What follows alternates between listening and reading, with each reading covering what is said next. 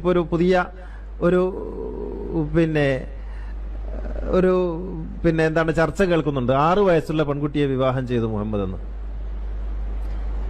അത് നമ്മുടെ മൗലവിമാരും പിന്നെ പ്രസംഗകരും ഒക്കെ പറയും, അന്ന് 6 വയസ്സുള്ള ആളുകളെ കുട്ടികളെ വിവാഹം ചെയ്യുന്നത് സർവ്വസാധാരണമായിരുന്നു അന്ന് എല്ലാവരും. എനിക്ക് ചോദിക്കാനുള്ളത്, ഈ സർവ്വസാധാരണമായി നാട്ടിൽ നടക്കുന്ന അനാചാരങ്ങളെ ശരിവെക്കാനാണോ പ്രവാചകന്മാർ വരുന്നത്? അങ്ങനെയാണെങ്കിൽ അവരെങ്ങനെ പ്രവാചകന്മാരാകും?